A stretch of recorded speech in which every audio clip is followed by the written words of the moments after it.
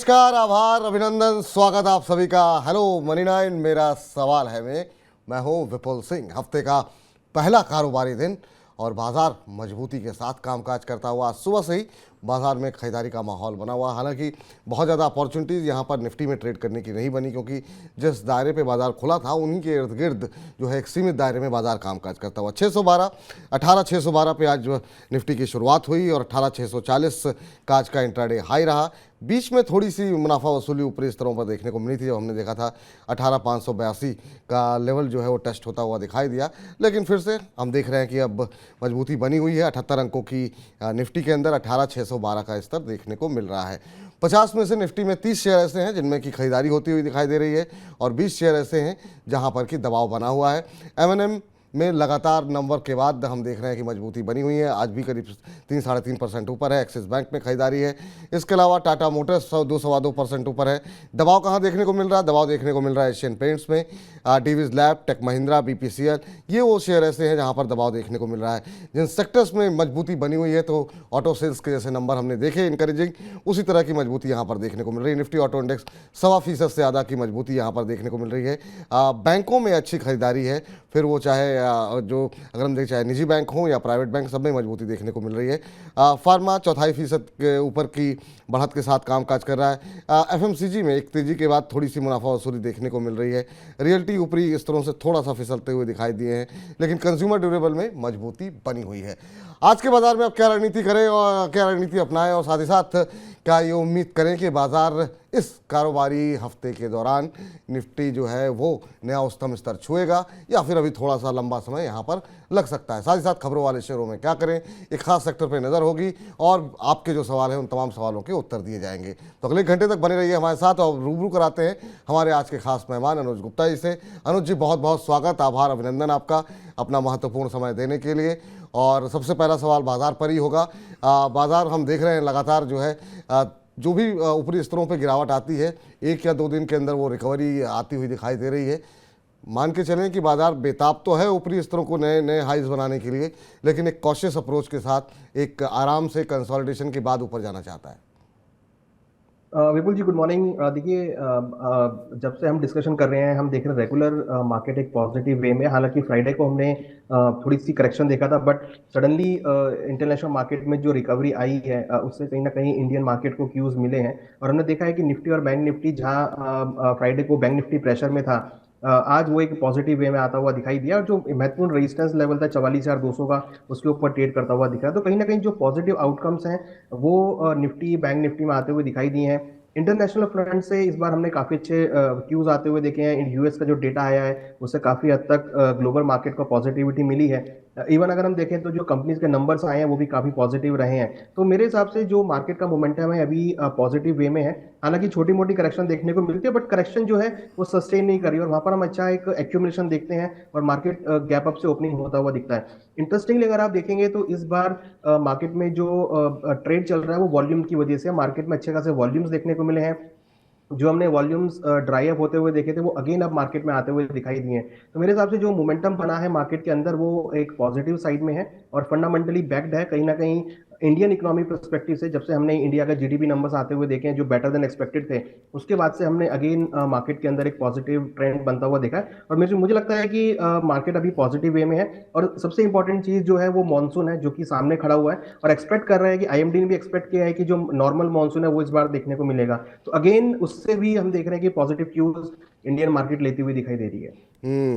इस बीच जो है तमाम सारे दर्शक अपने प्रश्न पूछने शुरू कर दिए हैं यूट्यूब के माध्यम से, और साक्षी जी का पहला प्रश्न आया है और साक्षी जी कह रही हैं कि सर, ईडलवाइज और TV18 नेटवर्क पर प्लीज़ एंट्री पॉइंट और सपोर्ट जो है बता दीजिए, और इस पे क्या रणनीति मुझे अपनानी चाहिए।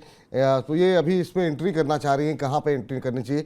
सबसे पहले तो ईडलवाइज पे अगर हम देखें सर, तो 34 रुपये के आसपास ये शेयर अभी ट्रेड कर रहा है। इन लेवल्स पे क्या एंट्री की जा सकती है? देखिए, मेरे हिसाब से थोड़ा सा यहाँ पर वेट एंड वॉच करना चाहिए। अगर आप इसके चार्ट के पैटर्न को देखेंगे तो अभी ये lower top lower bottom formation में है। हालांकि 30 के आसपास काफी अच्छा सपोर्ट ये जरूर ले रहा है, बट मेरे हिसाब से 30 के आसपास ही अगर मिलता है आपको तो वहां पे खरीदारी करें। मुझे लगता है कि वहां से एक अच्छा रिबाउंड आपको देखने को मिलेगा, जो कि अपसाइड में एटलीस्ट 38 से 40 तक जाएगा। 40 का एक रेजिस्टेंस है, अगर वो ब्रेक होता है तो ये 47-48 तक के लेवल को टेस्ट कर सकता है। तो इस स्टॉक में मुझे लगता है कि वेट एंड वॉच करना चाहिए। 30-31 की रेंज में मिले तो वो एडलवाइज में खरीदारी का ट्रेड बना सकते हैं। सर अभी अगर हम देखें शायद, तो ये आप कह रहे हैं 40 के आसपास रेजिस्टेंस है, आज हम देख रहे हैं कि ये 40 का लेवल क्रॉस कर चुका है। 5% के आसपास की तेज़ी इसमें, 0.5% की तेज़ी इस समय देखने को मिल रही है, और ये 43 पे इस समय कामकाज करता हुआ, ₹2 की मजबूती, 0.5 अपर सर्किट लगा हुआ है। तो आप एडलवाइज प्रिंस सर की बात कर रहे हैं? जी, फाइनेंशियल सर्विसेज, हाँ, अभी ये 38 के अराउंड चल रहा है स्टॉक ये इडलवाइज देख रहे हैं ना सर आप? एडलवाइज। फाइनेंशियल सर्विसेज, जरा एक बार स्क्रीन पर भी लेकर के आइए। मेरे पास जो भाव दिखा रहा है वो 43 के आसपास का दिखा रहा है यहाँ पर। यस, वो बीएससी में दिखा रहा है, ठीक है। एनएससी में 38 के अच्छा अच्छा, आसपास का रेट है। तो जी जी, 43 डेफिनेटली जो ब्रीच किया है, क्योंकि अगर आप देखेंगे तो लास्ट वीक में इसमें एक थोड़ा करेक्शन देखने को मिला था। अभी जो स्टॉक है मुझे लगता है कि देखिए रेजिस्टेंस के ऊपर है, बट यहाँ पे भी मैं थोड़ा वेट एंड वॉच करना चाहूंगा। 40 के आसपास मिले तो खरीदारी का ट्रेड ले सकते हैं। इंपॉर्टेंट है कि जो ये बढ़त है ये सस्टेन कितना करती है। अगर ये आज सस्टेन होती है तो फिर इसमें करंट रेट पे खरीदारी का ट्रेड बना सकते हैं। जी। टीवी 18 पे क्या राय रहेगी सर? यहाँ पे भी ये खरीदारी करना चाह रही हैं। मीडिया समूह में हालांकि बहुत ज़्यादा अभी मोमेंटम बनता हुआ दिखाई नहीं दे रहा है, लेकिन क्या एंट्री करनी चाहिए? और एंट्री करनी चाहिए तो टीवी 18 में किन लेवल्स पे करनी चाहिए? देखिए टीवी 18 ने भी रिसेंटली 27-35 का लो बनाया था, और उसके बाद अगर आप देखेंगे तो पिछले 2 हफ्तों में लास्ट टू लास्ट वीक में करीबन 11% और लास्ट वीक करीबन इसमें 15% की तेजी देखने को मिली थी। तो मोमेंटम इस स्टॉक में आया है। हालांकि मीडिया स्टॉक में ऐसा कोई बड़ा मूव नहीं है, बट इस स्टॉक में पर्टिकुलर स्टॉक में एक अच्छा मोमेंटम हमने देखा है। तो मेरे हिसाब से इस स्टॉक में खरीदारी का ट्रेड ले सकते हैं। वेरी शॉर्ट टर्म के लिए जो मोमेंटम बना है, मुझे लगता है कि एक वेरी शॉर्ट टर्म के लिए रहेगा। स्टॉक में अगर ये स्टॉक अभी 39-35 के आसपास चल रहा है, नीचे अगर ये स्टॉक 37 के आसपास तक मिलता है तो वहाँ खरीदारी का ट्रेड ले सकते हैं। 34 रुपए का स्टॉप लॉस लगा है, टारगेट ऊपर 42 का रहेगा। रिसेंट इसका हाई जो था वो 42 के आसपास का था, 42-48 का। तो अगर ये 43 ब्रेक करता है तो फिर आपको 47 के रेट में जाता हुआ दिखाई देगा।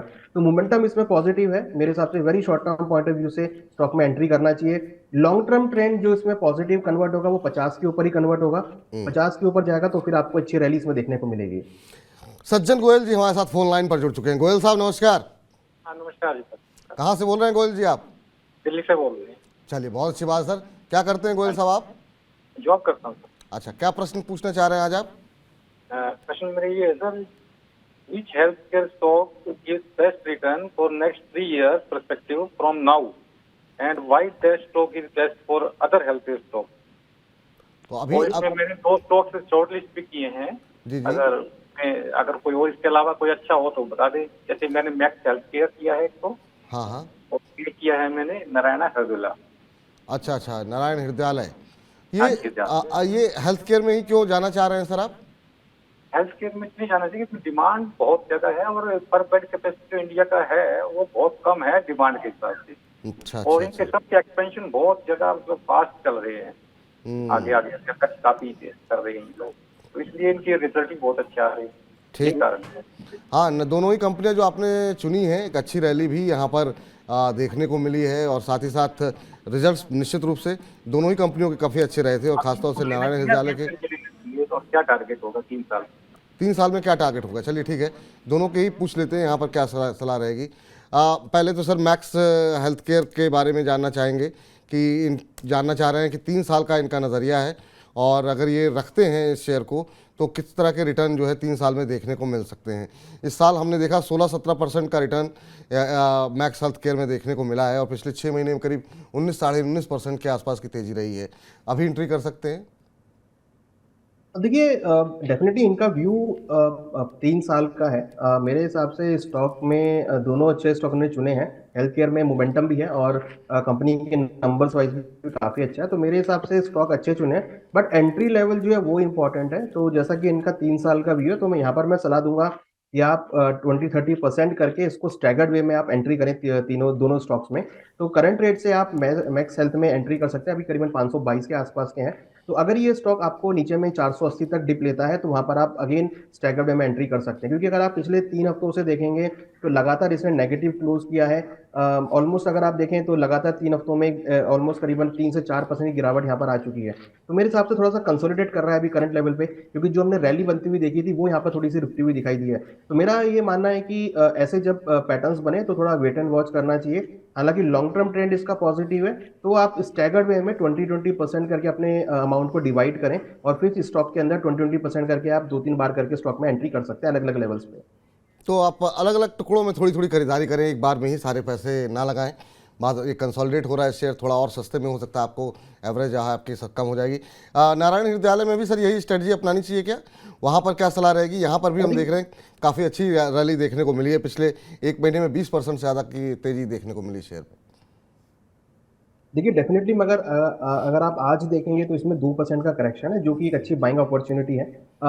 लास्ट पिछले 3 हफ्तों से हम देखें तो एक अच्छा खासा मोमेंटम रहा है।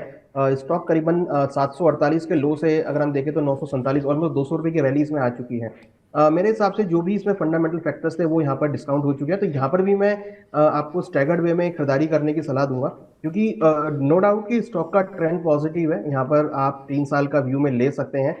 मुझे लगता नहीं कि स्टॉक में कुछ ऐसा नेगेटिव ट्रेंड बना है और कंपनी भी अच्छा परफॉर्म कर रही है, फंडामेंटली भी स्ट्रांग है, तो यहाँ पर आप खरीदारी का ट्रेड बना सकते हैं। मुझे लगता है कि अगर ये स्टॉक आपको नीचे में 850 तक के लेवल तक डिप लेता है तो वहां पर आप अगेन एंट्री कर सकते हैं। तो ये सेम स्ट्रेटेजी आप यूज करें, 20-20% करके आप इसमें पैसा डाल सकते हैं। जो भी डिप मिलता जाता है 850 तक, तो वहां पर आप एंट्री इनिशिएट कर सकते हैं। ठीक, अब चलिए जरा आगे बढ़ते हैं, जरा अंजनी जी से बातचीत कर लेते हैं। अंजनी जी नमस्कार।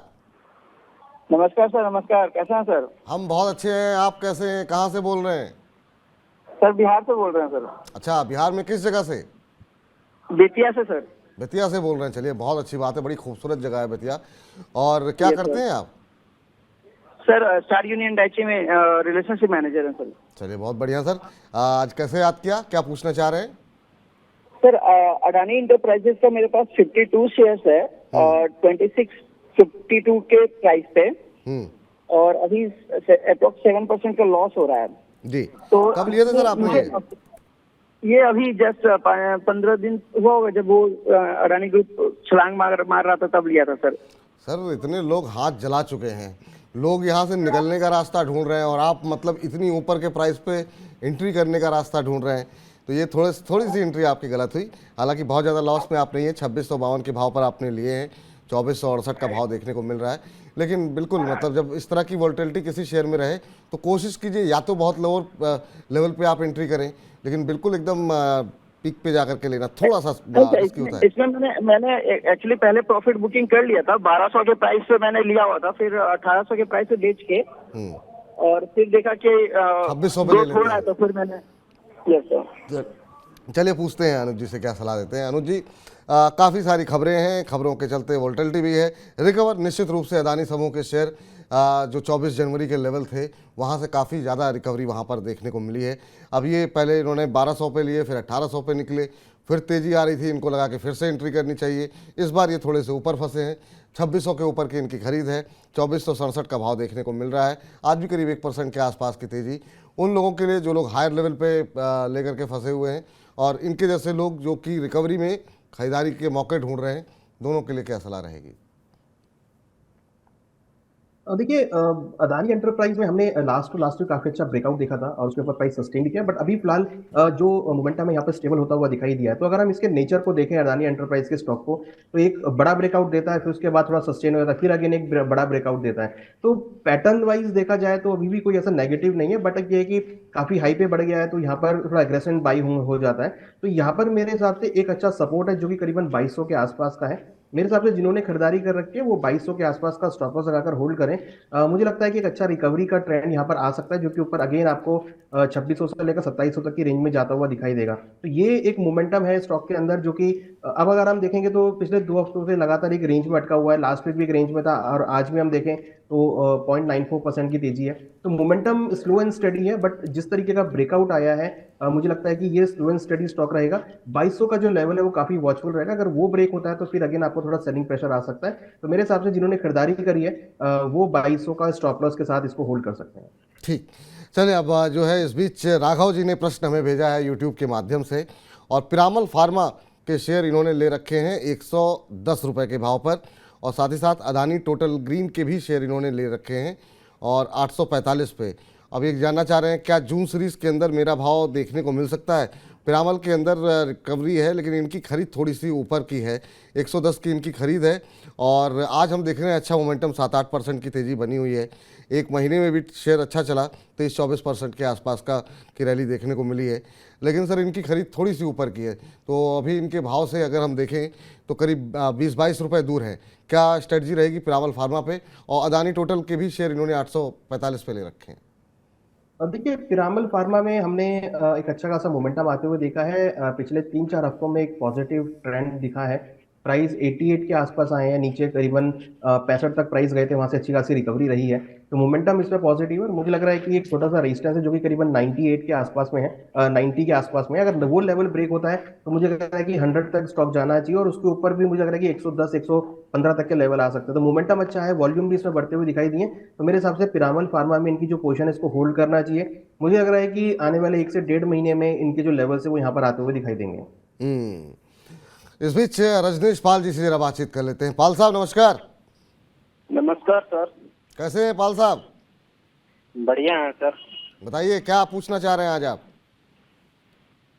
सर हमारे पास भारत इलेक्ट्रॉनिक के 200 शेयर हैं सर, 112 के भाव पर। 112 के भाव पर? और जी IRFC के सर 1000 शेयर हैं सर, 32 के भाव पर। 32 के भाव पर कब लिए थे सर आपने ये? अभी लिए सर, इसी मंथ में ये। अच्छा अच्छा अच्छा। और क्या दोनों में नजरिया क्या है? सर एक साल का है। 1 साल का? चलिए।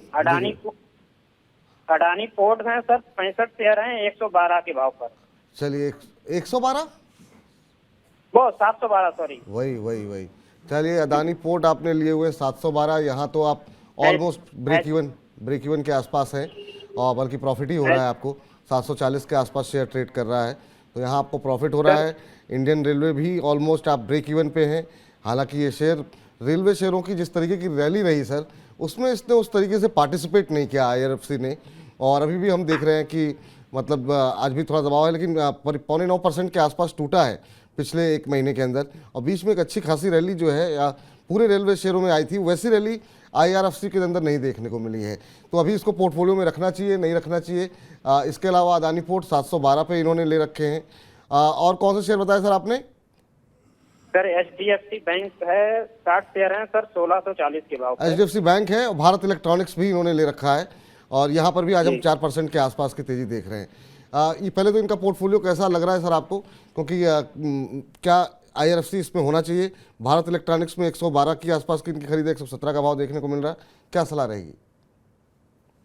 देखिए, पोर्टफोलियो इनका डाइवर्सिफाइड है।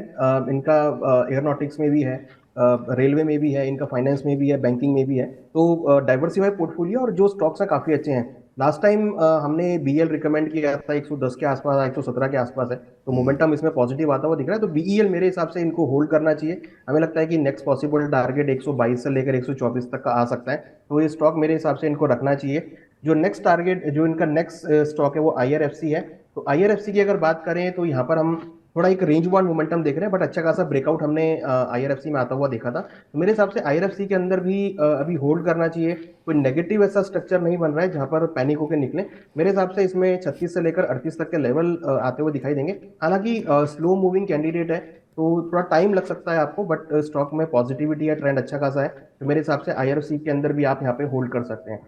जहां तक बात है अदानी पोर्ट की, तो यहाँ पर भी हम एक पॉजिटिव मोमेंटम देख रहे हैं। हालांकि अदानी एंटरप्राइज की तरह ये भी थोड़ा सा स्टॉक यहाँ पर एक रेंज में अटका हुआ है, बट स्लो एंड स्टडी अगर आप देखेंगे तो पिछले 3 हफ्तों से लगातार पॉजिटिव क्लोजिंग करी है। तो मेरे हिसाब से अदानी पोर्ट के अंदर भी आप यहाँ पर होल्ड कर सकते हैं। अभी करीबन 741 के आसपास के रेट चल रहे हैं। मुझे लगता है कि इसमें जल्दी ही आपको अगर ये 750 के ऊपर स्ट्रॉन्ग चलता है, क्योंकि एक अच्छा रेजिस्टेंस है, ट्रेंड लाइन का एक रेजिस्टेंस फेस कर रहा है, 750 अगर ब्रेक करता है तो मुझे लगता है कि 780 तक का लेवल इसमें आपको तुरंत देखने को मिलेगा। तो यहाँ पर भी अदानी पोर्ट के अंदर भी आप अपनी पोजीशन को होल्ड कर सकते हैं। पोर्टफोलियो अच्छा है, डाइवर्सिफाई है और स्टॉक जो है सभी मोमेंटम स्टॉक है जो जिसमें मोमेंटम आ रहा है। मेरे हिसाब से उनको अभी अपने एग्जिस्टिंग पोर्टफोलियो के साथ रहना चाहिए।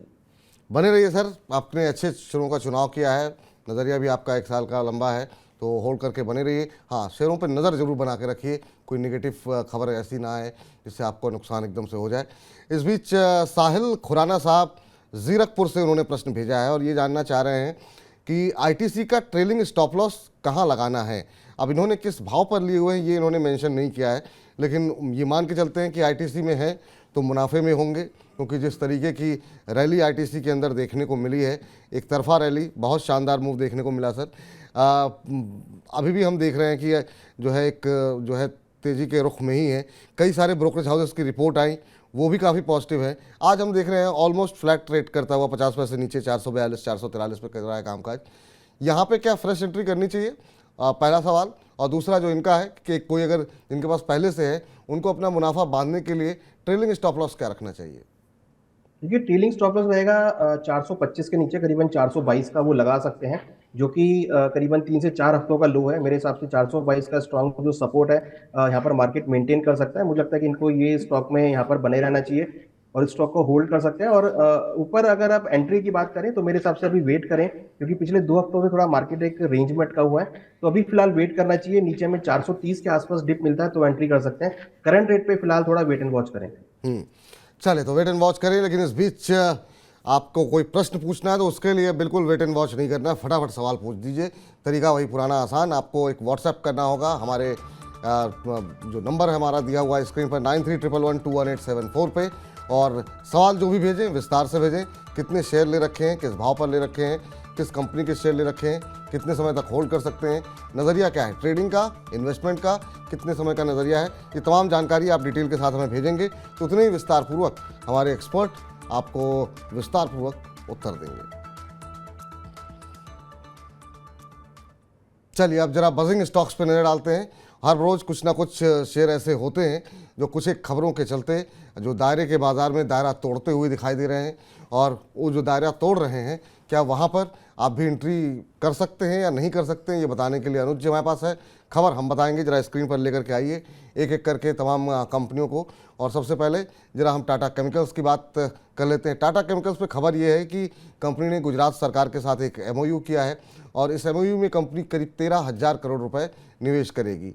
आपको बता दें MOU जो किया गया है वो 20 गीगावाट के क्षमता के लिथियम इयॉन सेल उत्पादन के लिए किया गया है।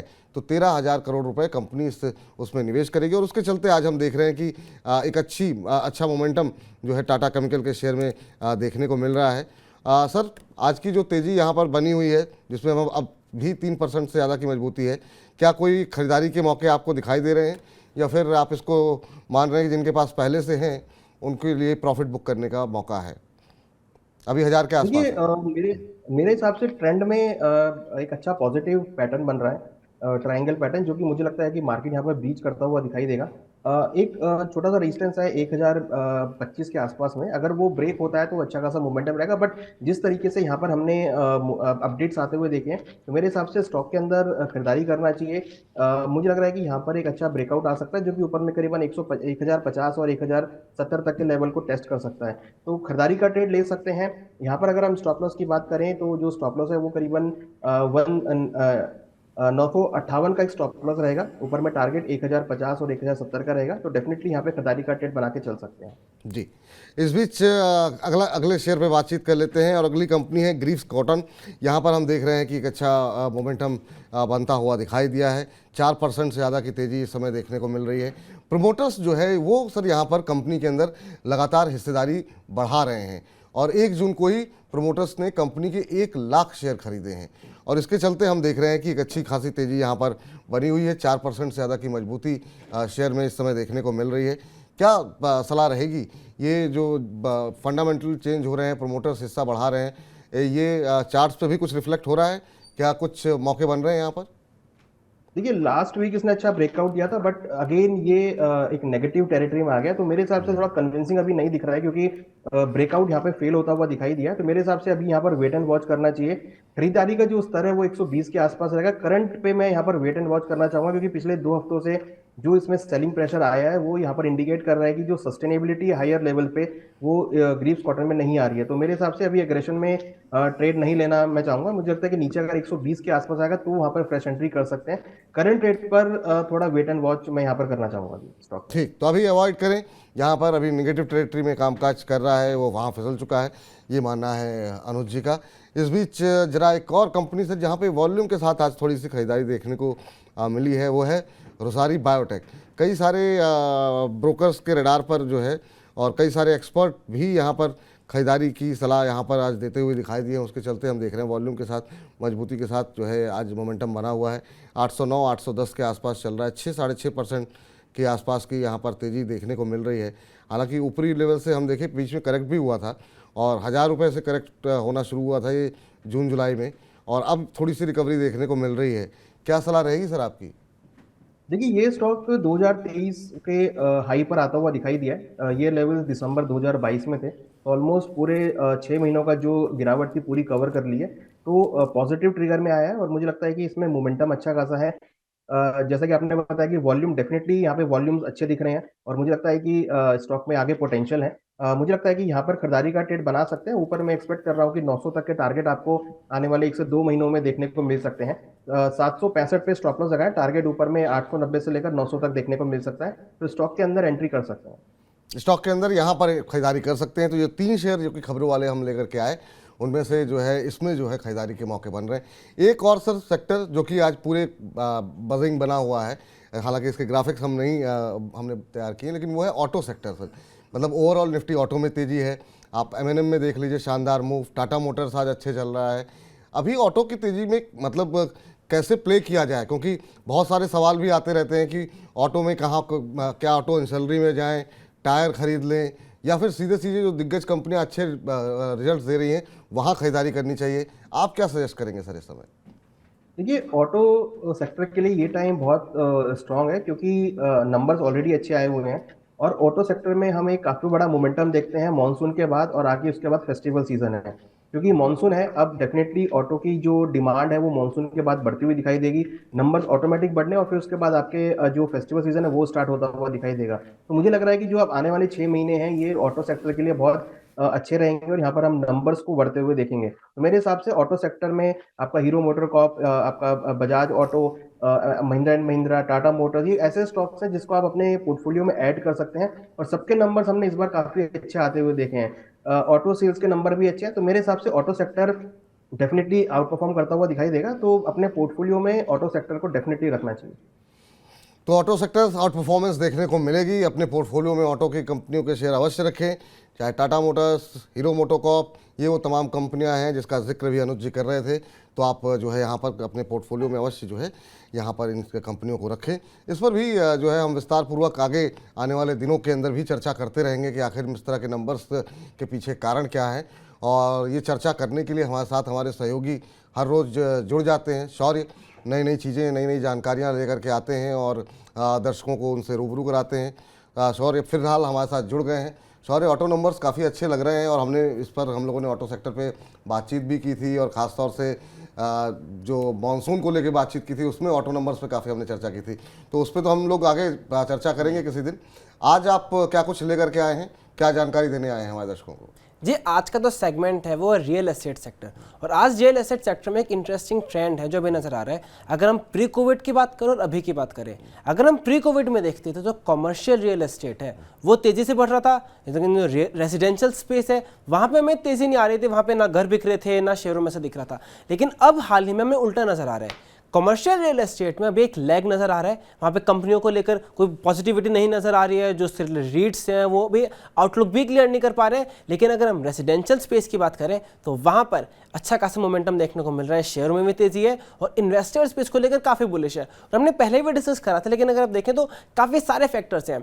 घरों की बिक्री बढ़ रही है, इन्वेंट्रियाँ जो हैं वो घट रही हैं, यानी अभी 13 महीने के ऊपर इन्वेंट्री है। इसका मतलब अगर कोई घर नहीं बने तो 13 महीने में सारे घर बिक जाएंगे। उसके अलावा इंटरेस्ट रेट स्टेबलाइज हो गया है, इन्फ्लेशन घटने लगा है, साथ ही साथ एक प्रीमियमाइजेशन का ट्रेंड नजर आ रहा है जो काफ़ी सेक्टरों में दिखा है। इसका मतलब अब जो बायर्स हैं वो एक स्टेब्लिश्ड ऑर्गेनाइज्ड प्लेयर्स को ज़्यादा भरोसा कर रहे हैं अनऑर्गेनाइज्ड प्लेयर के मुकाबले। इस वजह से स्टैंडर्ड ब्रांडेड कंपनियां उन्हें फ़ायदा होता हुआ नजर आ रहा है। साथ ही जो रूल्स आए, रेरा हो गया, बेनामी ट्रांजैक्शन एक्ट, उसके बाद भी पॉजिटिविटी का ट्रेंड नजर आया है। और इस बार प्रधानमंत्री आवास योजना में भी जो है बजट में 79,000 करोड़ रुपीस एलोकेट हुए हैं। तो सारे सेक्टर्स जो है पॉजिटिव माने जा रहे हैं पूरे स्पेस के लिए, रेजिडेंशियल वाले में। ये कुछ ब्रोकरेज हाउसेस की रिपोर्ट्स भी देखी क्या आपने?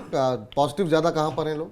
जी ब्रोकरेज हाउस पॉजिटिव है, in fact not just Indian brokerage house, अगर जो ग्लोबल इन्वेस्टर्स हैं वहाँ पे पॉजिटिविटी नजर आ रही है। जो जेफरीज है, उनसे क्रिस फुड माने जाने ग्लोबल इन्वेस्टर है, वो इंडिया में रियल एस्टेट को लेकर काफ़ी ज़्यादा बुलिश है। और उनका जो मेन रीज़न है वो मान रहे हैं जब से रेरा हुआ है, रेरा के एक्ट के आने के बाद एक कंसोलिडेशन नजर आ रही है कि रूल्स स्ट्रिक्ट करे गए हैं, बैलेंस शीट स्ट्रांग होनी चाहिए, तभी जो है आप घर बना सकते हो। और इस वजह से उनका मानना है थोड़े लॉन्ग टर्म के लिए डिमांड सप्लाई से ज़्यादा रहने वाली है, इसलिए वो इस सेक्टर को लेकर बुलिश है। और उन्होंने अपने पोर्टफोलियो में DLF, Godrej properties, Macrotech developers और सेंचुरी टेक्सटाइल जैसे शेयर्स को रखा हुआ है रियल एस्टेट प्ले के अराउंड। चलिए, तो काफ़ी सारे पॉजिटिव चीज़ें हैं यहाँ पर। अंतर्राष्ट्रीय स्थितियाँ, घरेलू स्थितियाँ, ब्याज दरें थमती हुई दिखाई दे रही हैं, डिमांड जो है वो घरों की बढ़ती हुई दिखाई दे रही है। और इस बीच सॉरी हमने एक चीज़ और देखी कि जो महंगे घर हैं उनकी डिमांड ज़्यादा है, तो वहाँ पे जो मुनाफा कंपनियों का होता है वो ज़्यादा होता है, तो वो भी एक बड़ा पॉजिटिव, चाहे गोदरेज प्रॉपर्टीज़ हो या डीएलएफ, उन्होंने बहुत महंगे महंगे घर जो है वो उसकी डिमांड में काफ़ी ज़्यादा बढ़ोतरी देखने को मिल रही है। जरा यहाँ पर अनुज जी से पूछते हैं। अनुज जी, ये जो 3-4 कंपनियों का जिक्र भी शौर्य ने किया, इनमें से कोई पसंदीदा कंपनी है अगर रियल एस्टेट में दांव लगाना हो, क्योंकि बहुत सारे डेवलपमेंट हो रहे हैं और अब ये मान के चल रहे हैं कि ब्याज दरें भी एक तरीके से स्थिर होती हुई दिखाई दे रही हैं, तो अब दांव लगाना चाहिए, और आपके पसंदीदा शेयर कोई है रियल एस्टेट में? देखिए, इसमें 2 स्टॉक हैं। एक तो डीएलएफ है जो कि हमने लास्ट टाइम भी रिकमेंड किया था, ऑलमोस्ट टारगेट के आसपास है, तो मुझे लगता है डीएलएफ में खरीदारी अभी भी कर सकते हैं। अभी 488 के आसपास है, अगर ये स्टॉक नीचे 470 460 तक मिलता है तो उसमें ऐड कर सकते हैं। मुझे लग रहा है कि अगेन इसमें हम 520 540 तक का पोटेंशियल है जो यहाँ पर स्टॉक आता हुआ दिखाई देगा। 500 का रेजिस्टेंस है, अगर वो ब्रेक होता है तो फिर 520 से लेकर 540 तक के टारगेट देखने को मिल सकते हैं। 420 पे एक अच्छा सपोर्ट है जहाँ जिसका स्टॉप लॉस लगाकर होल्ड किया जा सकता है, तो डीएलएफ पहली पिक रहेगी। दूसरी पिक अगर देखें तो शोभा लिमिटेड है, जिसमें अच्छा खासा मोमेंटम हमने आते हुए देखा है पिछले 3-4 हफ्तों में, और अभी 572 के आसपास है। मेरे हिसाब से इसमें भी अच्छा पोटेंशियल है। शोभा के अंदर खरीदारी का ट्रेड ले सकते हैं 560 के आसपास में। 520 का स्टॉप लॉस लगा है, टारगेट ऊपर में करीबन 640 तक आने वाले मीन्स अगर हम इस मंथ की बात करें तो मंथ में देखने को मिल सकता है। मोमेंटम अच्छा है, तो शोभा और डीएलएफ 2 स्टॉक है जो मुझे लगता है कि अभी भी थोड़े से अंडर वैल्यूड है, जिसमें खरीदारी का ट्रेड बना के चल सकते हैं। 640 का लक्ष्य शोभा में देखने को मिल सकता है, 572 चल रहा है, थोड़ा सा और ठंडा हो जाए तब लीजिए। 660-65 के आसपास अनुज जी कह रहे हैं। दूसरा डीएलएफ में इनको 520 540 तक के लक्ष्य दिखाई दे रहे हैं, तो दोनों में अच्छे खासे अपसाइड है। थोड़ी सी सुस्ती आ जाए उसके बाद लीजिए, बहुत लंबे समय तक इंतजार नहीं करना पड़ेगा, ऐसा अनुज जी कह रहे हैं कि बहुत जल्द ये स्तर देखने को मिल सकते हैं। बहुत बहुत शुक्रिया, बहुत बहुत धन्यवाद आपका शौर्य, ये तमाम आंकड़े लेकर के आने के लिए और बताने के लिए कि अभी रियल एस्टेट में अगर दांव लगाना हो तो कहाँ दांव लगाया जा सकता है और क्यों लगाना चाहिए। चलिए, अब इस बीच जो है सर एक एक करके 4 शेयर हमने इकट्ठा आपकी तरफ से हम चाहेंगे हमारे दर्शकों को दिए जाएं, और एक एक करके आप जरा उनका जिक्र करिए, और ये तोहफे आज के जो है वो हमारे खास जो मित्र हैं, जो हमारे दर्शक हैं, उनके लिए क्या कुछ लेके आए हैं आप? देखिए, पहला स्टॉक है Mahindra and Mahindra finance company के रिजल्ट्स बहुत अच्छे आए हैं, और सामने जैसा कि मानसून भी है, तो मेरे हिसाब से महिंद्रा एंड महिंद्रा फाइनेंस में आगे पोटेंशियल है, ट्रैक्टर की सेल्स बढ़ सकती है, तो स्टॉक के अंदर पोटेंशियल है। तो महिंद्रा फाइनेंस में खरीदारी का ट्रेड लें, 288 पे स्टॉप लॉस लगाएं, टारगेट करीबन 325 तक देखने को मिल सकता है। तो पहला शेयर एम फाइनेंस पे खरीदारी की यहाँ पर सलाह निकल करके आती हुई, तो एक एक करके सर मैं आखिर में सारे चारों शेयर डिस्कस करूँगा, लेकिन पहले आपके मुखार बिंदु से ये चारों शेयरों के नाम एक बार हो जाएं सर। जी विपुल जी, देखिए दूसरा स्टॉक है टाटा स्टील का, ये हमने लास्ट टाइम भी रिकमेंड किया था और उसमें अच्छे प्रॉफिट्स बने हैं, अच्छा ट्रेंड देखने को मिला। तो अगेन टाटा स्टील है जिसमें खरीदारी का ट्रेड ले सकते हैं, 105 पे स्टॉप लॉस लगाएं। जिन्होंने खरीदारी कर रखी है वो अपना 105 पे ट्रेलिंग स्टॉप लॉस कर सकते हैं। टारगेट जो है 112 से लेकर 114 का टाटा स्टील में देखने को मिल सकता है। तीसरा स्टॉक है डाबर का, मोमेंटम अच्छा है, रिजल्ट्स काफी अच्छे आए हैं डाबर के, तो अगेन डाबर में खरीदारी का ट्रेड लें, स्टॉप लॉस 534 का लगाएं, टारगेट 600 तक देखने को मिल सकता है। वहीं कैनरा बैंक डेफिनेटली जो इनका जीएनपी है वो यहाँ पे कम हुआ है, जो कि काफी अच्छा है बैंक्स के लिए। रिजल्ट कंपनी के काफी अच्छे आए हैं कैनरा बैंक के, तो कैनरा बैंक में खरीदारी करें, स्टॉप लॉस 297 का लगाएं, टारगेट करीबन 350 तक देखने को मिल सकता है। ठीक, चलिए जरा एक बार जो है फिर से जो है स्क्रीन पर ले आइए एक एक करके, लेकिन उससे पहले सर कोई डिस्क्लोजर आपकी तरफ से देना चाहेंगे आप? देखिए हमने ये जो स्टॉक्स हैं ये रिकमेंड किए हैं, ये अपने कंपनी के क्लाइंट्स के साथ शेयर किए हैं, उनकी पोजीशन इसमें हो सकती है। चलिए सर, बहुत बहुत शुक्रिया, बहुत बहुत धन्यवाद आपका आज की इस चर्चा में जुड़ने के लिए और अपना महत्वपूर्ण जो है राय देने के लिए। लेकिन जरा आप सर के जो है जो 4 शेयर हैं वो एक एक करके जरा लेकर के आइए और जरा हमारे दर्शकों को दिखाइए। यहाँ पर 3-4 कंपनियों में आपको खरीदारी करनी है, उसमें M&M फाइनेंशियल सर्विसेज है। यहाँ पर 325 रुपये का लक्ष्य जो है के साथ आप खरीदारी कर सकते हैं। 288 रुपये का एक स्टॉप लॉस लगाइए। अभी 303-304 के आसपास ये शेयर ट्रेड करता हुआ। तो अगर आपने पेन कॉपी पे नोट नहीं किया है तो आप ये रणनीति बना लीजिए कि अगर आप लक्ष्य देख रहे हैं तो स्टॉप लॉस जो है वो अवश्य देखें, क्योंकि एक तरफा शेयर की चाल नहीं रहती है। लक्ष्य यहाँ पर 114 का है, 5-6 रुपये ऊपर जो है आपको एक लक्ष्य दिया जा रहा है, 2-3 रुपये नीचे का एक स्टॉप लॉस लगाइए। तो रिस्क टू रिवॉर्ड रेशियो जो है वो काफ़ी अच्छा यहाँ पर देखने को मिल रहा है। 114 के लक्ष्य के साथ खरीदारी करने की सलाह है। अगला शेयर जो है वो FMCG क्षेत्र से डाबर इंडिया में खरीदारी की सलाह है। तो 4 शेयर 4 अलग अलग सेक्टर से चुन करके लाए गए हैं ताकि जो है हर एक सेक्टर का लाभ जो है वो आप तक पहुंच पाए। 554-555 के आसपास ये शेयर चल रहा है अभी, और यहाँ से जो है 600 रुपये तक के लक्ष्य के लिए आप खरीदारी कर सकते हैं। 534 रुपये यानी कि मौजूदा भाव से करीब 20 रुपये नीचे का एक स्टॉप लॉस लगाने की सलाह आपको दी गई है। और आखिरी शेयर जो है वो है बैंकिंग से। जी हाँ, कैनरा बैंक अच्छा लग रहा है यहाँ पर, और यहाँ पर जो लक्ष्य निकल करके आ रहे हैं वो 350 रुपये तक के हैं। एक स्टॉप लॉस आपको 15-16 रुपये नीचे मौजूदा भाव से रखना होगा, 297। अगर उसके नीचे जाता है तो फिर अपना नुकसान जो है वो निश्चित रूप से बुक कर लें। 300-350 के लक्ष्य के साथ यहाँ पे खरीदारी की सलाह है। तो ये वो 4 शेयर हैं अनुज जी के, जहाँ पर जो है चौके छक्के लगते हुए दिखाई देंगे।